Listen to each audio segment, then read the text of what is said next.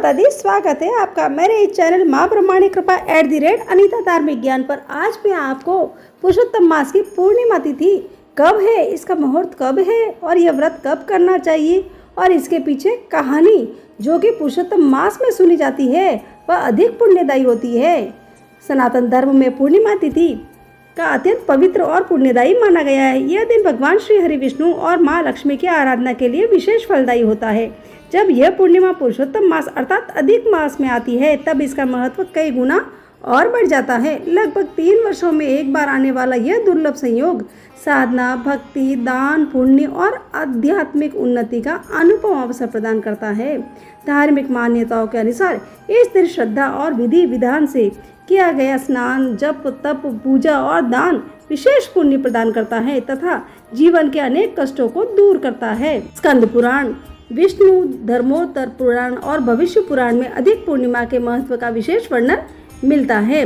पंचांग के अनुसार ज्येष्ठ अधिक मास की पूर्णिमा तिथि का प्रारंभ 30 मई 2026 को सुबह 11:57 पर होगा तथा इसका समापन 31 मई 2026 को दोपहर 2:14 पर होगा। उदया तिथि के अनुसार ज्येष्ठ अधिक पूर्णिमा 31 मई 2026 रविवार को मनाई जाएगी। यह पूर्णिमा पुरुषोत्तम पूर्णिमा के नाम से जानी जाती है क्योंकि यह पुरुषोत्तम मास में पड़ती है। इस दिन भगवान विष्णु की आराधना विशेष शुभ मानी गई है। पुरुषोत्तम मास स्वयं भगवान श्री हरि विष्णु को समर्पित है। माना गया है इस मास में आने वाली पूर्णिमा साधारण पूर्णिमा की तुलना में कई अधिक पुण्य फल प्रदान करने वाली मानी जाती है। ज्येष्ठ अधिक पूर्णिमा का व्रत सुख, सौभाग्य और समृद्धि प्रदान करने वाला माना गया है। इस दिन भगवान विष्णु और माँ लक्ष्मी की आराधना करने से घर में धन धान्य, सुख, वैभव और ऐश्वर्य का वास होता है। ऐसी मान्यता है कि यदि अविवाहित कन्याएं ये व्रत श्रद्धा से करे उन्हें योग्य वर की प्राप्ति होती है और यदि युवक ये व्रत करे तो उन्हें सुशील एवं संस्कारी जीवन साथी प्राप्त होती है। यह दिन मानसिक शांति, पारिवारिक सुख और सकारात्मक विचारों के लिए अत्यंत शुभ माना गया है। ध्यान और भक्ति के करने से मन निर्मल होता है तथा जीवन में आध्यात्मिक उन्नति का मार्ग प्रशस्त होता है। इस दिन प्रातःकाल ब्रह्म मुहूर्त में उठकर स्नान करना चाहिए। यदि संभव हो तो किसी पवित्र नदी या गंगा जल मिश्रित जल से स्नान करना चाहिए। स्नान के बाद स्वच्छ वस्त्र धारण करें और घर में पूजा स्थल पर मंदिर की साफ सफाई अवश्य ही करें। पूजा स्थान पर एक चौकी पर लाल या पीला वस्त्र बिछाकर भगवान विष्णु और माता लक्ष्मी की प्रतिमा स्थापित करें। इसके बाद धूप, दीप, पीले पुष्प, तुलसी दल, निवेद आदि फल अर्पित करें। घी का दीपक प्रज्वलित कर भगवान विष्णु की आरती करें तथा विष्णु सहस्त्र नाम या विष्णु चालीसा का पाठ करें। ओम नमो भगवते वासुदेवाय मंत्र का जाप करें। पूजन के बाद श्रद्धा अनुसार दीनहीन, असहाय, गरीबों, ब्राह्मणों और जरूरतमंद लोगों को भोजन, अन्न, वस्त्र और धन का दान करें। और ज्येष्ठ मास की अधिक पूर्णिमा पर पूर्णिमा की कथा करना अत्यंत शुभदायी और फलदायी माना गया है। चलिए अब मैं आपको पूर्णिमा की कथा सुनाती हूँ। आप सब भक्तगण ध्यान से सुनिएगा। सनातन धर्म में दान को सबसे बड़ा पुण्य कर्म माना गया है। साथ ही जब दान पुरुषोत्तम मास की पूर्णिमा में किया जाता है तो उसका फल कई गुना बढ़ जाता है। शास्त्रों में कहा गया है कि इस दिन किया गया दान भगवान विष्णु की कृपा प्रदान करता है। अधिक पूर्णिमा पर अन्नदान का विशेष महत्व है। भूखे को भोजन करवाना, गरीबी की सहायता करना ईश्वर की सच्ची सेवा मानी गई है। इस दिन सफेद वस्तुओं जैसे चावल, दूध, दही, चीनी और वस्त्रों का दान करने से चंद्रदेव प्रसन्न होते हैं तथा मानसिक शांति प्राप्त होती है। अधिक मास में 33 मालपुओं का दान करने का भी विशेष परंपरा है जिसे अत्यंत पुण्यदायी माना गया है। धार्मिक मान्यता है कि इस दिन किया गया दान परिवार में सुख समृद्धि का मार्ग खोलता है। चलिए अब मैं आपको पूर्णिमा की कथा सुनाती हूँ। आप सब ध्यान से सुनिएगा। आज मैं आपको अपने इस वीडियो में श्री सत्यनारायण भगवान की कथा सुनाने जा रही हूँ जो कि बहुत ही पुण्यदायी और फलदायी मानी जाती है। इस कथा को श्रद्धा और विधि विधान से सुनने व करने से घर में सुख, शांति, धन, समृद्धि और सकारात्मक ऊर्जा का वास होता है। यह कथा विशेष रूप से पूर्णिमा व्रत व विवाह, गृह प्रवेश, नए कार्य की शुरुआत और मनोकामना पूर्ति के लिए की जाती है। चलिए आइए सुनते हैं सत्यनारायण भगवान की पावन कथा को। सबसे पहले बोलिए जय श्री विष्णु भगवान की जय। जय बोलो श्री सत्यनारायण भगवान की जय। सामग्री: केले के खंभे, पंच पल्लव, कलश, पंचरत्न, चावल, कपूर, धूप, पुष्पों की माला, श्रीफल, ऋतुफल, अंग, वस्त्र, निवेद, कलावा, आम के पत्ते, युगविविध वस्तु, गुलाब के फूल, दीप, तुलसी दल, पान, पंचामृत, दूध, दही, शहद, शक्कर, केसन वंदनवार और चौकी, ये सामग्री हमको भगवान सत्यनारायण जी को अर्पण करनी चाहिए। अब इनकी पूजा विधि। पूजा विधि इस प्रकार है। व्रत करने वाला पूर्णिमा व संक्रांति के दिन सायकाल के समय स्नान आदि से निवृत्त होकर पूजा स्थान में आसन पर बैठकर श्रद्धा पूर्वक श्री गणेश, गौरी, वरुण, विष्णु आदि सब देवताओं का ध्यान करके पूजन करे और संकल्प करे कि मैं सत्यनारायण स्वामी का पूजन तथा कथा श्रवण सदैव करूंगा। पुष्प हाथ में लेकर सत्यनारायण का ध्यान करे। यज्ञ पवित्र पुष्प, धूप, निवेद आदि अर्पित कर स्तुति करे कि हे भगवान, मैंने श्रद्धा पूर्वक फल, जल आदि सब सामग्री आपको अर्पण की है, इसे स्वीकार कीजिए। मेरा आपको बार बार नमस्कार है। इसके बाद सत्यनारायण जी की कथा पढ़े अथवा श्रवण करे। जय श्री सत्यनारायण भगवान की कथा प्रारंभ। प्रथम अध्याय। व्यास जी ने कहा कि एक समय नौमेशान तीर्थ में सौनकादि 88,000 ऋषियों ने श्री पुराण वेता श्री सुज्जी से पूछा कि हे सुज्जी, इस कलयुग में वेद विद्या रहित मनुष्य को प्रभु भक्ति किस प्रकार मिलेगी तथा उनका उद्धार कैसे होगा। हे मुनिश्रेष्ठ, ऐसा कोई व्रत अथवा तप कहिए जिसके करने से थोड़े ही समय में पुण्य प्राप्त हो तथा मनवांछित फल भी मिले। ऐसी कथा सुनने की हमारी प्रबल इच्छा है। सर्वशास्त्र ज्ञाता श्री सुज्जी ने कहा, हे वैष्णव, मैं पूज्य आप सबने प्राणियों के हित की बात पूछी है। अब मैं उस श्रेष्ठ व्रत को आप लोगों से कहूंगा जिसे नारद जी ने श्री लक्ष्मी नारायण भगवान से पूछा था और श्री लक्ष्मीपति ने मुनिश्रेष्ठ नारद जी को बताया था। ये ध्यान से सुने। एक समय योगीराज नारद दूसरों के हित की इच्छा से सभी लोकों में घूमते हुए मृत्यु लोक में आ पहुंचे। यहाँ अनेक योनियों में जन्मे प्राय सभी मनुष्यों को अपने अपने कर्मों के अनुसार अनेक दुखों से पीड़ित देखकर उन्होंने विचार किया कि किस यत्न के करने से निश्चय ही प्राणियों के दुखों का नाश हो सकेगा। ऐसा मन में विचार कर श्री नारद विष्णु लोक को गए। वहाँ श्वेत वर्ण और 4 भुजाओं वाले देवों के इष्ट नारायण, जिनके हाथ में शंख, चक्र, गदा और पद्म थे तथा वरमाला पहने हुए थे, देख कर स्तुति करने लगे। नारद जी ने कहा कि हे भगवान, आप अत्यंत शक्ति से संपन्न है। मन तथा वाणी भी आपको नहीं पा सकती। आपका आदि मध्य अंत भी नहीं है। आप निर्गुण स्वरूप सृष्टि के कारण भक्तों के दुखों को नष्ट करने वाले हो। आपको मेरा नमस्कार है। नारद जी से इस प्रकार की स्तुति सुनकर विष्णु भगवान बोले कि हे मुनिश्रेष्ठ, आपके मन में क्या है? आपका किस काम के लिए यहाँ आगमन हुआ है? निसंकोच कहे। तब नारद मुनि ने कहा कि मृत्यु लोक में सब मनुष्य जो अनेक योनियों में पैदा हुए हैं, अपने अपने कर्मों द्वारा अनेक प्रकार के दुखों से दुखी हो रहे हैं। हे नाथ, यदि आप मुझ पर दया रखते हो तो बताइए कि उन मनुष्यों के सब दुख थोड़े से प्रयत्न से कैसे दूर हो सकते हैं। श्री विष्णु भगवान ने कहा कि हे नारद, मनुष्यों की भलाई के लिए तुमने यह बहुत अच्छा प्रश्न किया है। जिस व्रत के करने से मनुष्य मोह से छूट जाता है, वह व्रत मैं तुमसे कहता हूँ, सो सुनो। बहुत पुण्य देने वाला स्वर्ग तथा मृत्युलोक दोनों में दुर्लभ एक उत्तम व्रत है जो आज मैं प्रेम वश होकर तुमसे कहता हूँ। श्री सत्यनारायण भगवान का यह व्रत विधि विधान पूर्वक संपन्न करके मनुष्य इस धरती पर सुख भोग कर मरने पर मोक्ष को प्राप्त होता है। श्री विष्णु भगवान के वचन सुनकर नारद मुनि बोले कि हे भगवान, उस व्रत का फल क्या है, क्या विधान है? इससे पूर्व किसने यह व्रत किया है और किस दिन यह व्रत करना चाहिए? कृपा कर मुझे विस्तार से बताइए। श्री विष्णु भगवान ने कहा कि हे नारद, दुख, शोक आदि दूर करने वाला यह व्रत सब स्थानों पर विजय करने वाला है। भक्ति और श्रद्धा के साथ किसी भी दिन मनुष्य श्री सत्यनारायण भगवान की संध्या के समय ब्राह्मण और बंधुओं के साथ धर्मपरायण होकर पूजा करे। भक्ति भाव से निवेद केले का फल, शहद, घी, शक्कर अथवा गुड़, दूध और गेहूं का आटा, सवा या गेहूं के अभाव में साठी का चूर्ण भी ले सकते हैं। इन सबको भक्ति भाव से भगवान को अर्पण करे। बंधु बांधवों सहित ब्राह्मणों को भोजन करवाए। इसके पश्चात स्वयं भोजन करे। रात्रि में नृत्य, गीत आदि का आयोजन कर श्री सत्यनारायण भगवान का स्मरण करता हुआ समय व्यतीत करे। इस तरह जो मनुष्य व्रत करेंगे उनका मनोरथ निश्चय ही पूर्ण होगा। विशेष रूप से कलिकाल में मृत्यु लोक में यही एक लघु उपाय है जिससे अल्प समय और अल्प धन में महान पुण्य प्राप्त हो सकता है। इति श्री सत्यनारायण व्रत कथा का प्रथम अध्याय संपूर्ण। द्वितीय अध्याय। सुज्जी ने कहा कि ऋषियों, जिन्होंने पहले समय में इस व्रत को किया है उनका इतिहास कहता हूँ, आप ध्यान से सुने।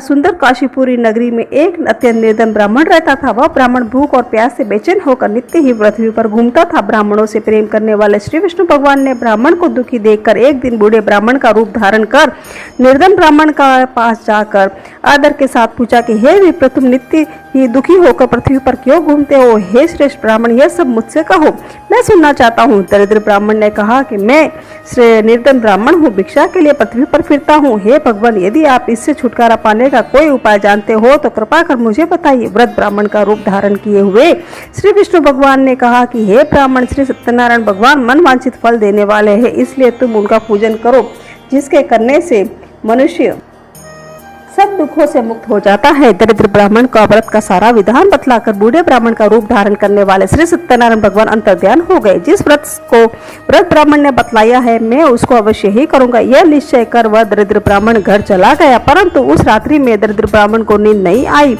अगले दिन वह जल्दी उठा और श्री सत्यनारायण भगवान का व्रत करने का निश्चय कर भिक्षा मांगने के लिए चल दिया। उस दिन उसको भिक्षा में बहुत सा धन मिला, जिससे उसने पूजा का सब सामान खरीदा और घर आकर अपने बंधु बांधवों के साथ श्री सत्यनारायण भगवान का व्रत किया। और उसके करने से वह दरिद्र ब्राह्मण सब दुखों से छूटकर अनेक प्रकार की संपत्तियों से युक्त हो गया।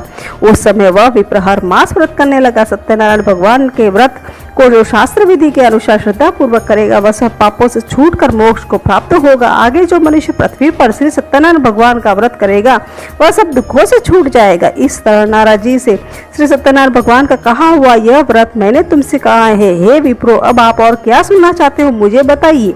ऋषियों ने कहा कि हे मुनीश्वर, संसार में इस विप्र से सुनकर किसने इस व्रत को किया है, हम सब सुनना चाहते, इसलिए हमारे मन में श्रद्धा है। श्री सूत जी ने कहा कि हे मुनियों, जिस प्राणी ने इस व्रत को किया है, उन सब की कथा सुनो। एक समय वह ब्राह्मण धन और ऐश्वर्य के अनुसार बंधु बांधवों के साथ अपने घर पर व्रत कर रहा था। उसी समय एक लकड़ी बेचने वाला बूढ़ा व्यक्ति वहां आया। उसने सिर पर लकड़ियों का गट्ठर बाहर रख दिया और विप्र के मकान में चला गया। प्यास से दुखी लकड़हारे ने विप्र को व्रत करते देखा और वह प्यास को भूल गया। उसने विप्र को नमस्कार किया और पूछा कि हे विप्र, आप यह किसका पूजन कर रहे हो? इस व्रत को करने से क्या फल मिलता है, कृपा कर मुझे बताइए। ब्राह्मण ने कहा कि सब मनोकामनाओं को पूरा करने वाला यह श्री सत्यनारायण भगवान का व्रत है। इनकी कृपा से मेरे या धन धान्य आदि की वृद्धि हुई है। विप्र से इस व्रत के बारे में जानकर वह लकड़हारा बहुत प्रसन्न हुआ और भगवान का चरणामृत ले और भोजन करने के बाद वह अपने घर को चला गया। अगले दिन लकड़हारे ने अपने मन में संकल्प किया कि आज ग्राम में लकड़ी बेचने से जो धन मिलेगा, उसी से भगवान सत्यनारायण का उत्तम व्रत करूंगा। यह मन में विचार कर वह लकड़हारा लकड़ियों का गट्ठर अपने सर पर रखकर जिस नगर में धनवान लोग रहते थे, ऐसे सुंदर नगर में गया। उस दिन उसे उन लकड़ियों का दाम पहले दिनों से चौगुना मिला। तब वह बूढ़ा लकड़हारा अति प्रसन्न होकर पके केले की फली, शक्कर, शहद, घी, दूध, दही, गेहूं का चूर्ण इत्यादि श्री सत्यनारायण भगवान के व्रत की सभी सामग्री लेकर अपने घर आ गया। फिर उसने बंधु बांधवों को बुलाकर विधि विधान के साथ भगवान का पूजन और व्रत किया और उस व्रत के प्रभाव से वह बूढ़ा लकड़हारा धन, पुत्र आदि से युक्त हुआ और संसार के समस्त सुख भोग कर अंत में वैकुंठ को चला गया। इति श्री सत्यनारायण व्रत कथा का द्वितीय अध्याय संपूर्ण। तृतीय अध्याय। श्री सूत जी ने कहा कि हे श्रेष्ठ मुनियों, अब आगे की एक कथा कहता हूँ। पूर्व काल में उल्कामुख नाम का एक महान बुद्धिमान राजा था। वह सत्यवक्ता और जितेंद्रिय था। प्रतिदिन देवस्थानों पर जाता था तथा गरीबों को धन देकर कष्ट दूर करता था। उसकी पत्नी कमल के समान मुख वाली सती साध्वी थी। भद्रशिला नदी के तट पर उन दोनों ने श्री सत्यनारायण भगवान का व्रत किया। उस समय वहां साधु नामक एक वैश्य आया। उसके पास व्यापार के लिए बहुत सा धन था। वह वैश्य नाव को किनारे पर ठहरा कर राजा के पास आया। राजा को व्रत करते देखकर उसने विनय के साथ पूछा कि हे राजन, भक्ति उचित से यह आप क्या कर रहे हो? कृपया कर आप मुझे भी बताइए। महाराज उल्कामुख ने कहा कि हे साधु वैश्य, मैं अपने बंधु बांधवों के साथ पुत्र आदि की प्राप्ति के लिए महाशक्तिमान श्री सत्यनारायण भगवान का व्रत व पूजन कर रहा हूँ। राजा के वचन सुनकर साधु नामक वैश्य ने आदर से कहा कि हे राजन, मुझे भी इसका सब विधान बताइए, मैं भी आपके कथा अनुसार इस व्रत को करूंगा। मेरे भी कोई संतान नहीं है। मुझे विश्वास है कि इससे निश्चय ही मेरे भी संतान होगी। राजा से सब विधान सुन व्यापार से निवृत्त हो वह वैश्य आनंद के साथ अपने घर आया और वैश्य ने अपनी पत्नी से संतान देने वाले उस व्रत का समाचार सुनाया और प्रण किया कि जब मेरे संतान होगी तब मैं इस व्रत को अवश्य ही करूंगा। साधु ने यह वचन अपनी पत्नी लीलावती से भी कहे। एक दिन उसकी पत्नी लीलावती आनंदित हो सांसारिक धर्म में प्रवृत्त होकर श्री सत्यनारायण भगवान की कृपा से गर्भवती हो गई। 10वें महीने में उसने एक सुंदर कन्या को जन्म दिया। दिनों दिन वह कन्या इस तरह बढ़ने लगी जैसे शुक्ल पक्ष का चंद्रमा बढ़ता है। कन्या का नाम कलावती रखा गया। तब लीलावती ने मीठे शब्दों में अपने पति को स्मरण दिलाया कि आपने जो भगवान का व्रत करने का संकल्प किया था, अब आप उसे पूरा करिए।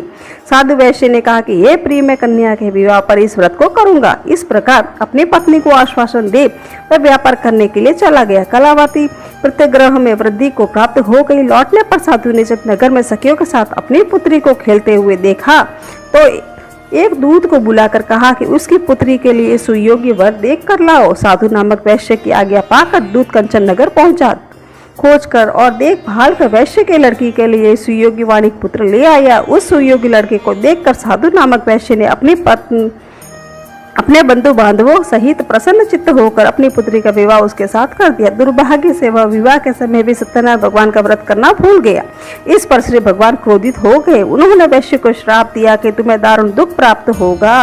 अपने कार्य में कुशल साधु नामक वैश्य अपने जमाता सहित नावों को लेकर व्यापार करने के लिए समुद्र के समीप स्थित रत्नसारपुर नगर में गया। दोनों ससुर जमाई चंद्रकेतु के राजा के उस नगर में व्यापार करने लगे। एक दिन भगवान सत्यनारायण की माया से प्रेरित एक चोर राजा का धन चुरा कर भागा जा रहा था। राजा के दूतों को पीछे वेग से आते देखकर चोर ने घबराकर राजा के धन को वही नाव में चुपचाप रख दिया जहां वह ससुर जमाई ठहरे हुए थे और भाग गया। जब दूतों ने उस साधु वैश्य के पास राजा के धन को रखा देखा तो ससुर जमाता को बांध कर ले गए और राजा के समीप जाकर बोले, हम ये दो चोर पकड़ कर लाए हैं, देख कर आज्ञा दे।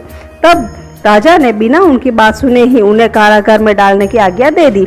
इस प्रकार राजा की आज्ञा से उन्हें को कठिन कारावास में डाल दिया गया तथा उनका धन भी छीन लिया गया। सत्यनारायण भगवान के श्राप के कारण साधु वैश्य की पत्नी लीलावती व पुत्री कलावती भी घर पर बहुत दुखी हुई। उनके घर में रखा हुआ धन चोर चुरा कर ले गए। शारीरिक व मानसिक पीड़ा तथा भूख प्यास से अति दुखित हो भोजन की चिंता में कलावती कन्या एक ब्राह्मण के घर गई। उसने ब्राह्मण को श्री सत्यनारायण भगवान का व्रत करते देखा। उसने कथा सुनी तथा प्रसाद ग्रहण कर रात को घर आई। माता ने कलावती से पूछा कि हे पुत्री, तू अब तक कहाँ रही, वह तेरे मन में क्या है? कलावती बोली, हे माता, मैंने एक ब्राह्मण के घर सत्यनारायण भगवान का व्रत होते देखा है। कन्या के वचन सुनकर लीलावती ने सत्यनारायण भगवान के पूजन की तैयारी की। उसने परिवार और बंधुओं सहित सत्यनारायण भगवान का पूजन व व्रत किया और वर मांगा कि मेरे पति और दामाद शीघ्र ही घर लौट आए। साथ ही प्रार्थना की कि हम सबका अपराध क्षमा करो।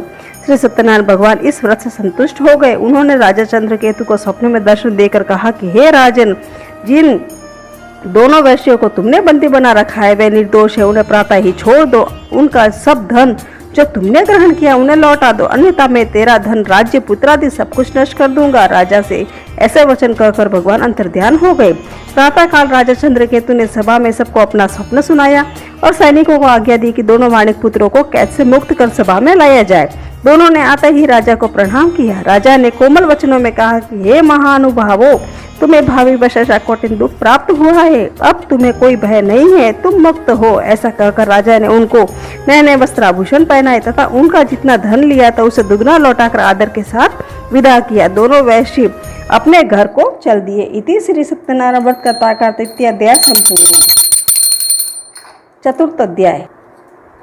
श्री सुत जी ने आगे कहा कि वैश्य ने मंगलाचार करके यात्रा आरंभ की और अपने नगर को चला। उनके थोड़ी दूर आगे बढ़ने पर दंडी वेशधारी श्री सत्यनारायण भगवान ने उससे पूछा कि हे साधु, तेरी नाव में क्या है? अभिमानिक वाणिक हंसता हुआ बोला कि हे दंडी, आप क्यों पूछते हो? क्या धन लेने की इच्छा है? मेरी नाव में तो बेल और पत्ते ही भरे हैं। वैश्य का कठोर वचन सुनकर दंडी वेशधारी श्री सत्यनारायण भगवान ने कहा कि तुम्हारा वचन सत्य हो। ऐसा कहकर वह वहां से चले गए और कुछ दूर जाकर समुद्र के किनारे बैठ गए। दंडी महाराज के जाने के पश्चात वैश्य ने नित्य क्रिया से निवृत्त होने के बाद नाव को ऊंची ऊंची देखकर अचंभा किया तथा नाव में बेल और पत्ते आदि देखकर मूर्छित तो जमीन पर गिर पड़ा। मूर्छा खुलने पर अत्यंत शोक प्रकट करने लगा। तब उनके जमाता ने कहा कि आप शोक न करें, यह दंडी महाराज का श्राप है, अतः उनके शरण में हमें चलना चाहिए, तभी हमारी मनोकामना पूरी होगी। जमाता के वचन सुनकर वह साधु नामक वैश्य साधु महाराज के पास पहुंचा और अत्यंत भक्ति भाव से प्रणाम करके बोला कि मैंने जो आपसे सत्य वचन कहे थे उसके लिए मुझे क्षमा करे। ऐसा कहकर महान शोकातुर होकर रोने लगा। तब दंडी भगवान बोले, हे वाणिक पुत्र, मेरी आज्ञा से तुझे बार बार दुख प्राप्त हुआ है, तू मेरी पूजा से विमुख हुआ है। साधु नामक वैश्य ने कहा कि हे भगवान, आपके माया से ब्रह्मा आदि देवता भी आपके रूप को नहीं जान पाते, तब मैं ज्ञानी भला कैसे जान सकता हूँ? आप प्रसन्न होइए, मैं अपने सामर्थ्य के अनुसार आपकी पूजा करूंगा, मेरी रक्षा करो और पहले के समान मेरी नौका में धन से परिपूर्ण कर दो। उसके भक्तियुत वचन सुनकर श्री सत्यनारायण भगवान प्रसन्न हो गए और उसकी इच्छा अनुसार वर देकर अंतर ध्यान हो गए। तब ससुर व जमाता दोनों ने नाव पर आकर देखा तो नाव तो धन से परिपूर्ण है। फिर वह भगवान सत्यनारायण का पूजन कर साथियों सहित अपने नगर को चला। जब वह अपने नगर के निकट पहुंचा तब उसने एक दूत को अपने घर पर भेजा और कहा कि आपके पति अपने दामाद सहित इस नगर के समीप आ गए हैं। लीलावती और उसकी कन्या कलावती उस समय भगवान का पूजन कर रही थी। दूत का वचन सुनकर साधु की पत्नी ने बड़े हर्ष के साथ सत्यदेव का पूजन पूर्ण किया और अपनी पुत्री से कहा कि मैं अपने पति के दर्शन को जाती हूँ, तुम कार्य पूर्ण कर शीघ्र आ जाना। परंतु कलावती पूजन एवं प्रसाद को छोड़कर अपने पति के दर्शन को चली गई। प्रसाद की अवज्ञा के कारण सत्यदेव ने रुष्ट हो उसके पति को नाव सहित पानी में डुबो दिया। कलावती ने अपने पति को न देखकर रोती हुई जमीन पर गिर पड़ी। नौका को डूबा हुआ तथा कन्या को रोते हुए देख साधु नामक वैश्य दुखित हो बोला कि हे प्रभु, मुझसे या मेरे परिवार से जो भूल हुई है उसके लिए हम सबके अपराध क्षमा करो। उसके दीन वचन सुनकर सत्यदेव भगवान प्रसन्न हो गए और आकाशवाणी हुई कि हे वैश्य, तेरी कन्या मेरा प्रसाद छोड़कर आई है, इसलिए इसका पति अदृश्य हुआ है। यदि वह घर जाकर प्रसाद खाकर लौटे तो इसे इसका पति अवश्य ही मिलेगा। आकाशवाणी सुनकर कलावती ने घर पहुंचकर प्रसाद खाया और फिर आकर अपने पति के दर्शन किए। तत्पश्चात साधु वैश्य ने वही बंधु बांधवों से सत्यदेव का विधि पूर्वक पूजन पूर्ण किया और वह इस लोक का सुख भोगकर अंत में स्वर्ग लोक को चला गया। इति श्री सत्यनारायण व्रत कथा का चतुर्थ अध्याय संपूर्ण। पंचम अध्याय। श्री सुत जी ने आगे कहा कि हे ऋषियों, मैं एक और भी कथा कहता हूँ, सुनो। प्रजा पालन में लीन तुंगध्वज नाम का एक राजा था। उसने भगवान सत्यदेव का प्रसाद त्याग कर बहुत दुख पाया। एक समय राजा वन में वन्य पशुओं को मारकर वड के वृक्ष के नीचे आया। वहां अनेक ग्वालों को भक्ति भाव के साथ बंधु बांधवों सहित प्रसन्न चित्त श्री सत्यनारायण भगवान का पूजन करते देखा। परंतु राजा देखकर वह भी अभिमानवश न तो वहां गया और न ही सत्यदेव भगवान को नमस्कार किया। जब ग्वालों ने भगवान का प्रसाद उसके सामने रखा तो वह प्रसाद को त्याग कर अपने नगर को चला गया। नगर में पहुंचकर उसने देखा कि उसका सब कुछ नष्ट हो गया। वह समझ गया कि यह सब भगवान सत्यदेव ने ही किया है। तब वह उसी स्थान पर वापस आया और ग्वालों के समीप गया और विधि पूर्वक पूजन कर प्रसाद खाया। सो सत्यनारायण की कृपा से सब कुछ पहले जैसा हो गया और दीर्घ काल तक सुख भोग कर मरने पर स्वर्ग लोक को चला गया। जो मनुष्य इस परम दुर्लभ व्रत को करेगा, श्री सत्यनारायण भगवान की कृपा से उसे धन धान्य की प्राप्ति होगी। निर्धन धनी बंदी बंधन से मुक्त होकर निर्भय हो जाता है। संतानहीन को संतान प्राप्त होती है तथा सब मनोरथ पूर्ण होकर अंत में वह वैकुंठ धाम को जाता है।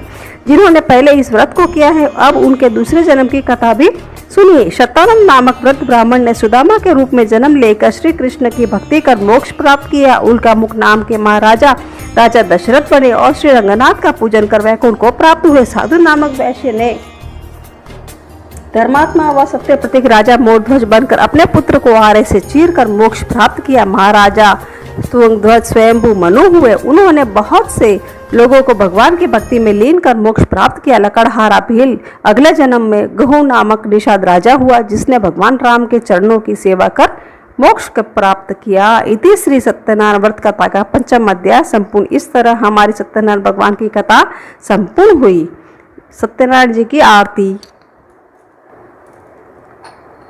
जय लक्ष्मी रमणा स्वामी, जय लक्ष्मी रमणा। सत्यनारायण स्वामी, सत्यनारायण स्वामी, जिन पातक हरणा। ओम जय लक्ष्मी रमणा। रतन जड़ित सिंहासन अद्भुत छविराजे, स्वामी अद्भुत छविराजे।